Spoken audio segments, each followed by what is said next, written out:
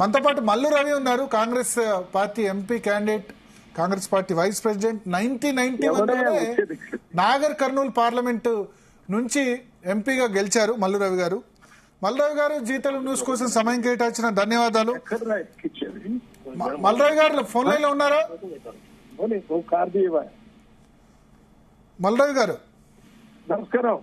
నమస్కారం మల్లు రవి గారు, భరత్ మాట్లాడుతున్నాను జీ తెలుగు నుంచి. నమస్తే భరత్ గారు, నమస్తే. సో 1991 లో 33 సంవత్సరాల క్రితమే ఈ ఎంపీ సీట్ గెలిచారు మీరు. అవును. మళ్ళీ తర్వాత 1998 లో ఒకసారి గెలిచారు. అవును. సో ఈసారి ఎట్లా ఉంది? ఈసారి మూడోసారి గెలుస్తారా ఇక్కడ నుంచి? ఈసారి డెఫినెట్ గా గెలుస్తాం. ఓకే, ఎంత మెజారిటీ ఎక్స్పెక్ట్ చేస్తున్నారు మల్లురావు గారు? More than 1 lakh. More than 1 lakh. Okay okay, more than 1 lakh majority expect చేస్తున్నారు. అయితే మొదట్లో మీ పోటీ అంతా కూడా టిఆర్ఎస్ తో బీఆర్ఎస్ తో పోటీ అని టాక్ వినిపించింది మల్లురావు గారు. బట్ తర్వాత సడన్ గా బీజేపీ ముందుకు వచ్చింది. ఎందుకు అట్లా జరిగిందంటారు? టిఆర్ఎస్ బీజేపీ ఒక రహస్య ఒప్పందం ఏంటంటే, ఎలక్షన్ టైంలో ఓడిపోయే వాళ్ళు ఎవరైనా ఉంటే వాడు ఇటు అవతలోడు ఇటు పక్కన, యువతలోడు అవతల పక్కన చేసుకోవాలనుకున్నారు. వాళ్ళకి అర్థమైంది మధ్యాహ్నం వరకు ఓడిపోతున్నాం 100% అని. వాళ్ళిద్దరు పోటీ సెకండ్ థర్డ్ కోసమే తప్ప ఫస్ట్ దానికి ఎవరు దగ్గరలో లేరు. ఓకే, సో ఇక్కడ మీ దగ్గర ఓట్ ట్రాన్స్ఫర్ బీఆర్ఎస్ నుంచి బీజేపీ వైపు జరిగిందంటారా? ఓట్ ట్రాన్స్ఫర్ జరగాలని ప్రయత్నం చేశారు కానీ అప్పటికప్పుడు చెప్తే ట్రాన్స్ఫర్ అంత పెద్ద ఎత్తున జరగదు కదా. తప్పనిసరిగా అసలు ఏమీ లేవు అనుకున్న దానికి బీజేపీకి కొన్ని ఓట్లు పడే అవకాశం ఏర్పడింది.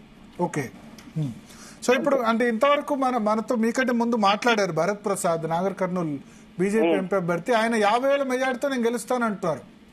అంటే ఇక పోటీ చేసినప్పుడల్లా చాలా ఎక్కువ మెజార్టీతోనే గెలుస్తానని చెప్తుంటారు కదా. అంటే జనరల్ గా ఓటింగ్ ఇప్పుడు కంప్లీట్ అయిన తర్వాత ఎవరైనా వాళ్ళ మనసులో మాట చెప్తారు, ఎందుకంటే ఇప్పుడు ఇన్ఫ్లుయెన్స్ ఏమి ఉండదు. సో 1 lakh మెజార్టీ కదా మీకు. 7 చోట్ల కూడా మెజార్టీ వస్తుందా అసెంబ్లీ నియోజకవర్గాల్లో? ఎక్కడన్నా అంటే ఫ్రాంక్ గా చెప్పండి, ఎక్కడన్నా మీకు కల్వకుర్తిలో కొంత మైనస్ ఉంటుంది అంటారు, అంగీకరిస్తారా?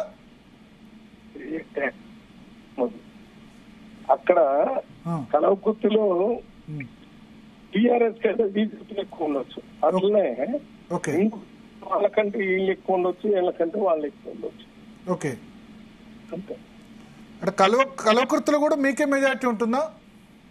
అన్ని చోట్ల ఉంటదమ్మా. కల్వకుర్తి నుంచి, అలంపూర్ నుంచి, గద్వాల నుంచి, వనపర్తి, అన్ని చోట్ల కాంగ్రెస్ పార్టీకి అనుకూలంగా ఉన్నారు.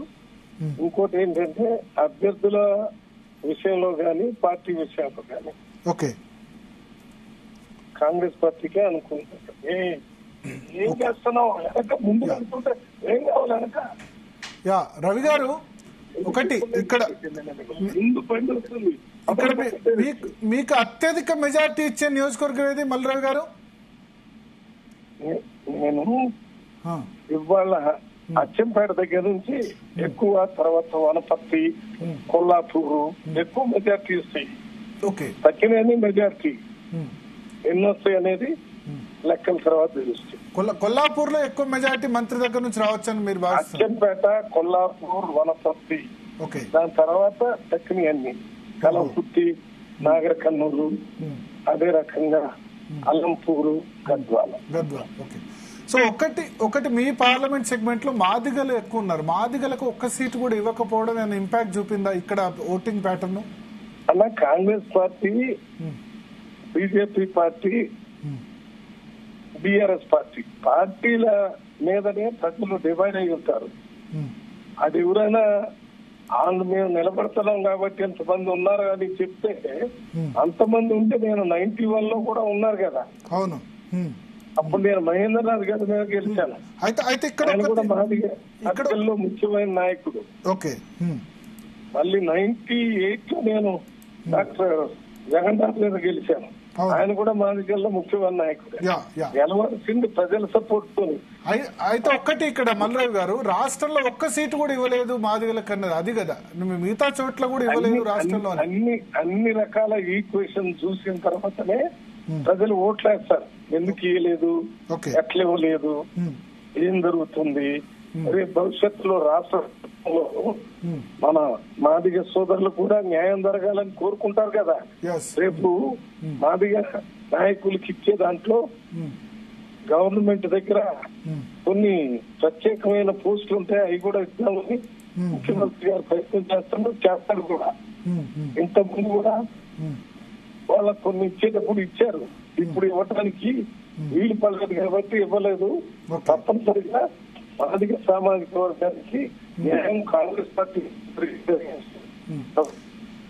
సో మల్దేవ్ గారు, మీరు మీ దగ్గర 5 ఎమ్మెల్యేలు ఉన్నారు. 5 ఎమ్మెల్యేలు వినండి, ఒక బీజేపీ బీఆర్ఎస్ పార్టీ చేస్తున్న నాయకులు మాత్రం మేము మాదే కాబట్టి మాకే ఓటు వేయాలని ఒక స్లోగన్ తీసుకుని దీని ఒక ఎలక్షన్ ఎజెండా లాగా చేశారు.